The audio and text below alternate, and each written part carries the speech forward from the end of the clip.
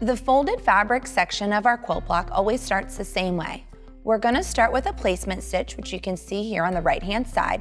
This is showing you where your fabric needs to go and how large it needs to be.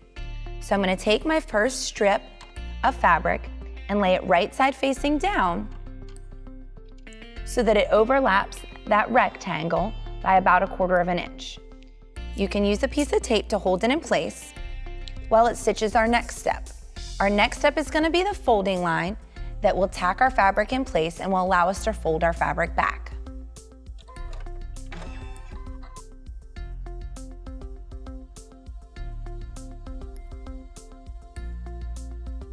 Now that we have our folding line, we're going to remove our piece of tape and we're going to fold our fabric back.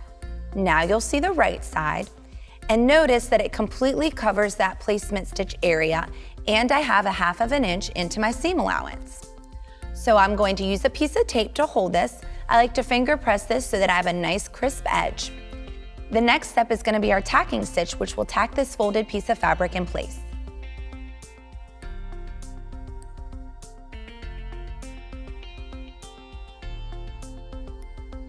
Now that my fabric's tacked in place, I'm going to remove my piece of tape and I'm going to carefully trim the excess fabric along the bottom section so that I don't have excess fabric inside my quilt block.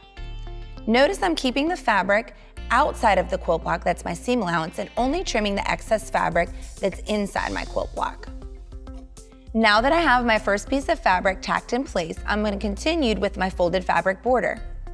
It's going to come over here, do the left side, then it's going to do the top, and then it will do the bottom. The very last step will be my quilting stitches that will give me beautiful texture and dimension inside my quilt block.